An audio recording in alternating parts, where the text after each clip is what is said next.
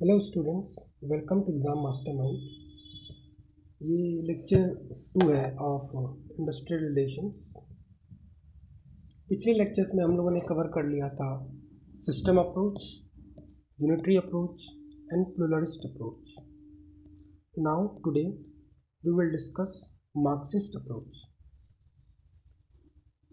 Marxist approach was given by Karl Marx, the very famous personality. Karl Marx industrial relation के बारे में क्या view रखते हैं? ये काफ़ी रेडिकल व्यू रखते हैं। This is a radical approach. इनमें क्या माना जाता है कि एम्प्लॉयर जो है उनका नेचर हमेशा एक्सप्लॉयटेटिव ही रहेगा। वाई? बिकॉज एम्प्लॉयर हमेशा प्रॉफिट के पीछे भागते हैं। एम्प्लॉयर का नेचर हमेशा एक्सप्लॉयटेटिव रहेगा towards employ, because employer always run behind profit. वो सिर्फ और सिर्फ प्रॉफिट के पीछे भागते हैं। इसलिए ये भी अप्रोच मानता है क्योंकि एम्प्लॉयर एम्प्लॉय को एक्सप्लॉइट कर रहे हैं तो कन्फ्लिक्ट होगा ही। Conflict is inevitable. ठीक है, तो कन्फ्लिक्ट के रिजोल्यूशन के लिए ट्रेड यूनियन का होना भी जरूरी है। तो ये इनका जो ट्रेड, इनके अकॉर्डिंग जो ट्रेड यूनियन का नेचर होना चाहिए वो भी रेडिकल नेचर का होना चाहिए। अब रेडिकल नेचर का क्या मतलब है कि ये रिवॉल्यूशन चाहते हैं for the social change. Revolution का मतलब ये है कि आप एम्प्लॉयर के साथ कोई एग्रीमेंट नहीं कीजिए, बल्कि उनको उनके पोजीशन से हटा दीजिए और सब कुछ अपने कंट्रोल में ले आइए। This is the Marxist approach. तो उनका ये मानना है कि ट्रेड यूनियन ये reaction to the exploitation by capitalist, जो कैपिटलिस्ट हैं उसके रिएक्शन के कारण बनता है। Therefore it act as a weapon for revolutionary social change. ठीक है। Now state and intervention via legislation and creation of industrial tribunals is in the management interest and therefore puppet of employer। इसका क्या मतलब हुआ? Marxist approach में ये मानना है कि जो भी स्टेट है वो भी कैपिटलिस्ट के द्वारा कंट्रोल है, तो इसलिए उनके द्वारा जो लॉज बनाया जाएगा, जो लेजिस्लेशन किया जाएगा, जो इंडस्ट्रियल ट्रिब्यूनल्स बनाए जाएंगे टू सेटल द डिस्प्यूट, वो भी मैनेजमेंट के ही पक्ष में होगा। Because tribunals is in the management interest, therefore puppet of employer. ये जो तुम आपके ट्राइब्यूनल्स हैं, स्टेट है, ये सब क्या है? Puppet of employer. कैपिटलिस्ट के ही पपेट होते हैं। ठीक है। और इनका ये मानना है कि ऑल स्ट्राइक्स आर पॉलिटिकल। ये स्ट्राइक्स को सपोर्ट नहीं करते हैं। इनका ये मानना है कि स्ट्राइक्स भी पॉलिटिकल होते हैं। Strikes are political. तो अभी इससे पहले हम लोगों ने यूनिटरी अप्रोच में पढ़ा था कि स्ट्राइक्स इज नॉट डिजायरेबल।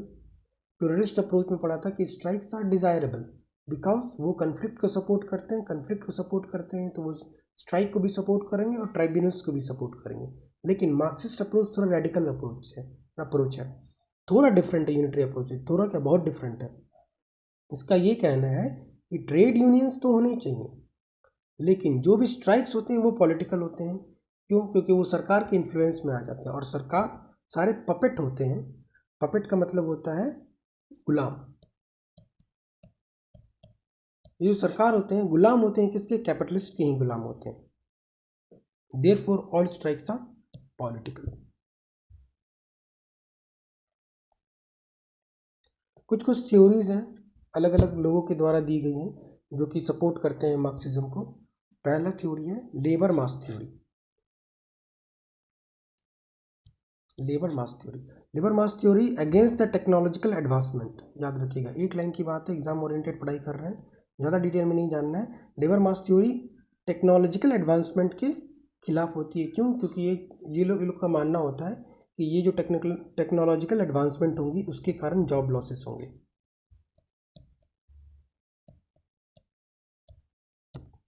और अदर फैक्टर्स भी हो सकते हैं। सिर्फ एक लाइन में याद रखना, लेबर मास थ्योरी अगेंस्ट टेक्नोलॉजिकल एडवांसमेंट, और दूसरा लाइन ये याद करना है कि ये सपोर्ट करता है मार्क्सिज्म को। एक और थ्योरी जो मार्क्सिज्म को सपोर्ट करती है वो है labour theory of value given by David Ricardo. Labour theory of value, याद रखिएगा लेबर से जो भी थ्योरीज आ रही हैं वो मार्क्सिज्म को सपोर्ट करती हैं। इनका कहना है कि value of economic goods is equals to labour hour required to produce it. इसका मतलब ये हुआ कि जो भी, जैसे फॉर एग्जांपल एक मैं कार बना रहा हूँ, उस कार का वैल्यू क्या होना चाहिए? उस कार का वैल्यू किसके प्रोपोर्शनल होना चाहिए? उसके प्रोपोर्शनल होना चाहिए कि उस पर कितना एफर्ट लगाया गया है लेबर्स के द्वारा टू प्रोड्यूस इट। ओके, तो लेबर थ्योरी ऑफ वैल्यू क्या बोला है? वैल्यू बताती है उस इकोनॉमिक गुड्स की,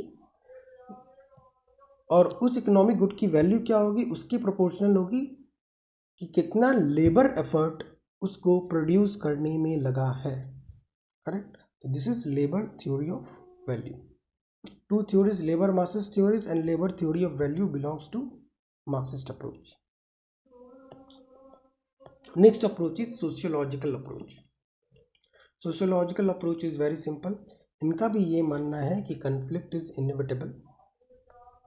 इनका ये मानना है कि कन्फ्लिक्ट तो हो गए, depends on socio cultural condition. हाँ, एक सोशियोलॉजिकल इंपॉर्टेंट में ये इंपॉर्टेंट बात होती है कि हर एवरी एम्प्लॉय वो अलग अलग सोशल कंडीशंस में रह रहे हैं। इससे पहले हम लोग देख रहे थे, हम लोग एनवायरनमेंट देख रहे थे विद इन द इंडस्ट्रीज के अंदर के एनवायरनमेंट को कंसिडर किया जा रहा था, लेकिन सोशियोलॉजिकल अप्रोच में इंडस्ट्री के बाहर के भी एनवायरनमेंट को देखा जाता है। मतलब उसके घर पे क्या टेंशन हो रही है, उसके पापा मम्मी बीमार हैं या नहीं, उसके बच्चे अच्छे से पढ़ाई कर रहे हैं कि नहीं, अच्छे स्कूल में एडमिशन है कि नहीं उनका। तो ये जो अदर फैक्टर्स हैं, इंडस्ट्रीज़ के बाहर वाले फैक्टर्स, वो भी इफ़ेक्ट करते हैं एक एम्प्लॉय को, एम्प्लॉय और एम्प्लॉयर के रिलेशंस को, ये सब फैक्टर्स भी इफेक्ट करते हैं। इसलिए लिखा है कि conflict is inevitable, depends on socio culture conditions that are outside the industry. तो इंडस्ट्रीज के बाहर वाले फैक्टर को भी कंसिडर किया जाता है इस अप्रोच में। Every individuals have different personalities and problems. Her individual का अलग अलग पर्सनैलिटी है, अलग अलग प्रॉब्लम है, अलग अलग सोचना है, अलग अलग सोशियोलॉजिकल थिंकिंग है। Therefore, social and cultural changes shapes the behavior and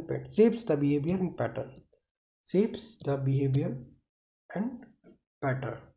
तो जो अलग अलग सोशल एंड कल्चरल कंडीशन है वो एम्प्लॉय के बिहेवियर को सेव करेंगे एज वेल एज एम्प्लॉयर के भी बिहेवियर को सेव करेंगे, और इसी के अकॉर्डिंग कन्फ्लिक्ट होगा नहीं होगा। This is the sociological approach, very simple approach, कि इंडस्ट्रीज के बाहर वाली फैक्टर्स जो भी सोशल एंड कल्चरल चेंजेस हैं वो सेव करेंगे आपके। The next approach is Gandhian approach. Gandhian approach is also known as trusteeship approach. Please make a note कि इसे ट्रस्टीशिप अप्रोच भी बोला जाता है। Gandhian approach is also known as trusteeship approach.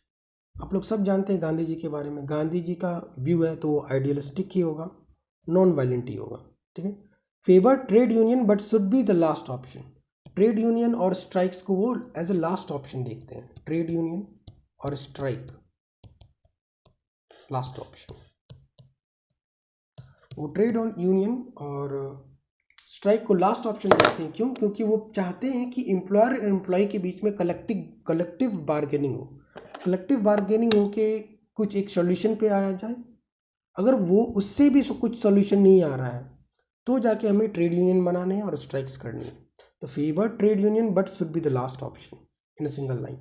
Every organisation is a joint venture of employer and employ. इसी को trusteeship कहा जाता है कि हर ऑर्गेनाइजेशन एक जॉइंट वेंचर है किसका? एम्प्लॉयर और एम्प्लॉय का। Profit sharing with employ. इनका ये कहना है कि जो भी एक्स्ट्रा प्रॉफिट जनरेट किया जाता है वो एम्प्लॉय के साथ शेयर होना चाहिए। ठीक है। वर्क पावर मैनेजमेंट, ये मैनेजमेंट में एम्प्लॉय का भी स्टेक होना चाहिए। जो भी मैनेजमेंट हो रहा है एक इंडस्ट्रीज़ के अंदर, इसमें एम्प्लॉय का भी सीख होना चाहिए, एम्प्लॉयर का भी सीख होना चाहिए, सबको मिलजुल के काम करना चाहिए।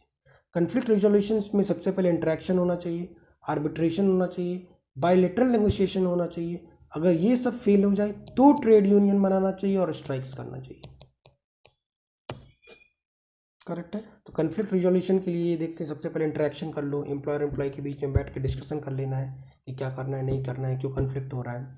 उसके बाद वो भी नहीं होता, आर्बिट्रेशन करना। आर्बिट्रेशन का मतलब होता है एक थर्ड पार्टी को बुलाना जो कि एज अ आर्बिट्रेटर काम करेगा, मतलब नेगोशिएट करेगा आप दोनों के बीच में, और उसका डिसीजन बाइंडिंग नहीं होता। आर्बिट्रेशन प्रोसेस को हम लोग अभी आगे डिटेल में डिस्कस करेंगे। और होता है बायलैटरल नेगोशिएशंस। तो इन सब प्रोसेस के द्वारा हम लोग कॉन्फ्लिक्ट का रिजोल्यूशन कर सकते हैं। और इन सब से भी ना हो तो ट्रेड यूनियन या फिर स्ट्राइक्स के ऑप्शन को देखना चाहिए।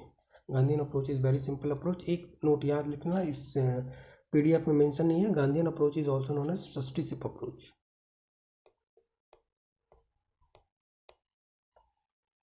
The next approach is psychological approach given by Mention Hadi. Psychological approach is given by Mention Hadi. Psychological approach को याद रखना है, मेंशन हरी ने दिया है, वेरी इंपॉर्टेंट, एग्जाम में डायरेक्ट क्वेश्चंस आते हैं। Who gave this approach? Mention Haire. Problem due to different mindset of the employer and employ. इनका ये मानना है कि साइकोलॉजी ही डिफरेंट है एम्प्लॉयर और एम्प्लॉय की। देखिए ये सब्जेक्ट्स का स्टडी काफ़ी बोरिंग हो जाता है क्योंकि सब एक ही पॉइंट के इर्द गिर्द घूमते रहते हैं, और जो थोड़ा थोड़ा डिफरेंस आता है उसी से अलग अलग अप्रोचेस बन जाते हैं। तो मेंशन हैरी का ये मानना है एम्प्लॉयर और एम्प्लॉय का साइकोलॉजी ही डिफरेंट है। ठीक है, फर्स्ट पॉइंट इसका वो thematic application test to understand the behaviour and mindset of the perception of the executive and union leaders. ये क्या बोलते हैं कि माइंडसेट ऑफ एग्जीक्यूटिव और यूनियन लीडर्स का माइंडसेट चेक करने के लिए हमें एक थीमेटिक एप्लीकेशन टेस्ट देना होता है। ठीक है, ये थीमेटिक एप्लीकेशन टेस्ट जब लिया जाता है तो उसका फाइंडिंग क्या आता है? फाइंडिंग आता है mindsets differ between employ and employer. एक थीमेटिक एप्लीकेशन टेस्ट किया मेंशन हरी ने, उसमें ये पाया कि दोनों का माइंडसेट ही डिफरेंट है। Considered each other not trustworthy. इसमें ये फाइंडिंग मिली कि दोनों एक दूसरे को ट्रस्टवर्दी मानते ही नहीं है। एम्प्लॉय का मानना होता है एम्प्लॉयर सिर्फ प्रॉफिट कमाने के पीछे सोचते हैं, और एम्प्लॉयर का ये मानना होता है कि एम्प्लॉय सिर्फ काम चोरी करते हैं, काम नहीं करते हैं, ज़्यादा सैलरी चाहते हैं। तो दोनों के साइकोलॉजिकल अप्रोच में डिफरेंट आ जाता है, जिसके कारण कॉन्फ्लिक्ट आ जाती है। दोनों के साइकोलॉजिकल डिफरेंस और ट्रस्ट के कमी के कारण ही कॉन्फ्लिक्ट आता है। Lack of emotions and interpersonal attributes to each other. दोनों को एक दूसरे के प्रति कोई इमोशंस भी नहीं होते हैं, जिसके कारण कॉन्फ्लिक्ट आता है। इसमें इन्होंने ये मेंशन नहीं किया है कि स्ट्राइक्स होनी चाहिए, से स्ट्राइक्स ट्रेड यूनियन, इसके बारे में इन्होंने ज़्यादा मेंशन नहीं किया। इसमें बस यही रखना है, साइकोलॉजिकल अप्रोच गिवन बाय मेंशनरी। इसका ये कहना है कि साइकोलॉजी एम्प्लॉयर और एम्प्लॉय की डिफरेंट होती है और दोनों एक दूसरे को ट्रस्ट नहीं करते। एम्प्लॉयर सोचते हैं एम्प्लॉय प्रॉफिट के पीछे, एम्प्लॉय सोचते हैं एम्प्लॉयर प्रॉफिट के पीछे भागता है, एम्प्लॉयर सोचते हैं एम्प्लॉय काम चोर होता है, काम नहीं करना चाहता, सैलरी ज़्यादा चाहता है। तो this is the psychological approach. इसके लिए एक इंपॉर्टेंट है thematic application test. The next approach is human relation approach. In human relation approach, firstly it is given by kth Davis. बहुत जगह हम लोग ये भी देखते हैं कि एल्टन मायो का भी कंट्रीब्यूशन है ह्यूमन रिलेशंस अप्रोच में। तो एग्जाम में दोनों में से कुछ भी आ सकता है, ऐसे मैंने कहीं कहीं चेक किया है तो human relation approach is given by kth Davis, लेकिन एल्टन मायो का भी बहुत जगह कंट्रीब्यूशन है। कंट्रीब्यूशन इसलिए है क्योंकि इन्होंने एचआर अप्रोच के लेके एक्सपेरिमेंट किया था। इस एक्सपेरिमेंट का नाम है Elton Mayo experiment, Elton Mayo's experiment. इसलिए ये भी कहा जाता है कि HR approach belongs to Elton Mayo. हाँ, तो इस अप्रोच में ये मानना है human is not a machine. आदमी एक मशीन नहीं है, उसको ह्यूमन की तरह ट्रीट करो। The goal should be mutual interest. Goal क्या होना चाहिए? म्यूचुअल इंटरेस्ट होना चाहिए। मतलब एम्प्लॉयर और एम्प्लॉय का गोल म्यूचुअल होना चाहिए। कि दोनों को सोचना चाहिए कि अच्छे प्रोडक्शन में मेरा ही फ़ायदा है, एम्प्लॉयर को भी एम्प्लॉय को भी। इसलिए वो लोग म्यूचुअल इंटरेस्ट पे फोकस करते हैं, गोल पे फोकस करते हैं, और ये मानते हैं कि एम्प्लॉयर भी मानता है कि जो हमारा एम्प्लॉय वो मशीन नहीं है, उससे पागल की तरह काम नहीं कराया जा सकता। हाँ, इनका ये मानना है कि कन्फ्लिक्ट क्यों होता है, कॉज ऑफ कन्फ्लिक्ट क्यों होता है, छोटे मोटे कारण हैं कन्फ्लिक्ट के, जैसे कि पैकेज मतलब सैलरी कम है, पैकेज कम है, तो कन्फ्लिक्ट हो सकता है। इंसेंटिव नहीं मिल रहा है, प्रॉपर लीव नहीं मिल रहा है, मैटरनिटी बेनिफिट नहीं मिल रहे हैं, हेल्थ बेनिफिट नहीं मिल रहा है। तो ये सब जो छोटे मोटे कारण हैं, इसके कारण कन्फ्लिक्ट आते हैं। तो मोस्ट ऑफ द इंडस्ट्रीज़ आजकल ह्यूमन रिलेशन अप्रोच फॉलो करते हैं, क्योंकि आप देखते हो कि उनको जनरली मैटरनिटी बेनिफिट मिल जाता है, हेल्थ बेनिफिट मिल जाता है, सिक लीव मिलता है, हॉलीडे मिलता है, इंसेंटिव मिलते हैं अच्छे काम के लिए। तो ये जो अभी मॉडर्न इंडस्ट्रीज़ हैं, मॉडर्न IT इंडस्ट्रीज़ बेसिकली हम लोग देख सकते हैं वो कि जनरली फॉलो करते हैं HR approach, human relation approach given by kth Davis और एल्टन मायो का जो एक्सपेरिमेंट है, हाउथन एक्सपेरिमेंट। या क्विकली सारे पॉइंट्स कवर कर लेते हैं, होप आपको समझ में आ गए होंगे। ह्यूमन नॉट मशीन्स, गोल क्या होती है, म्यूचुअल इंटरेस्ट होती है, cause of conflict, package, incentive etcetera. United effort of workers to meet social, psychological and economic objective. United effort मतलब टीम वर्क करना है।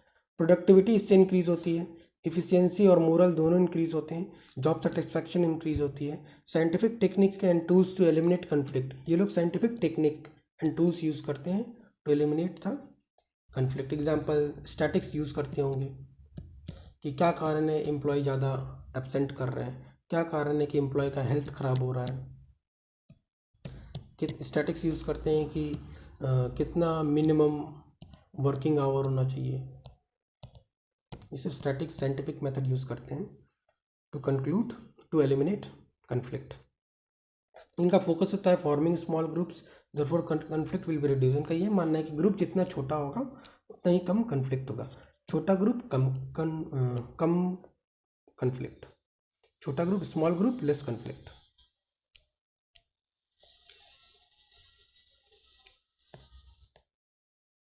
ये साइकोलॉजिकल एंड इकोनॉमिकल नीड्स पे फोकस करता है। तो याद रखना कि एल्टन मायो का एक्सपेरिमेंट याद रखना है, जो कि एग्ज़ाम में आते हैं। EPFO के एग्ज़ाम में आया हुआ है कि एल्टन मायो एक्सपेरिमेंट। ये 4 एक्सपेरिमेंट हैं, उनके नाम हमें याद रखने हैं। 4 एक्सपेरिमेंट में एक है illuminations, relay assembly experiment, mass interviewing experiment, banking wire experiment. Elton Mayo के जो 4 एक्सपेरिमेंट हैं उनका सिर्फ नाम याद रखना है, बाकी इंपॉर्टेंट नहीं है। बाकी सोशियोलॉजी में हम लोग पढ़ते हैं कि इन एक्सपेरिमेंट में क्या रिजल्ट आया क्या नहीं आया, बस इन एक्सपेरिमेंट के बेस पे ह्यूमन रिलेशंस थ्योरी आया, ये दिमाग में रखना है। एल्टन मायोज हॉथर्न एक्सपेरिमेंट, हॉथर्न एक कंपनी का नाम है जहाँ पे एक्सपेरिमेंट कंडक्ट किया गया था, वहाँ पे एक इल्यूमिनेशन एक्सपेरिमेंट किया गया। इल्यूमिनेशन एक्सपेरिमेंट क्विकली मैं कवर करता हूँ कि 2 ग्रुप ऑफ एम्प्लॉय को रखा गया, एक में जहाँ पे प्रॉपर लाइटिंग थी, एक में जहाँ पे प्रॉपर लाइटिंग नहीं थी। तो ये रिजल्ट पाया गया कि जो प्रॉपर लाइटिंग थी उसके एम्प्लॉय की इफ़िशियंसी ज़्यादा थी। लेकिन इस एक्सपेरिमेंट में काफ़ी सवाल भी उठते हैं।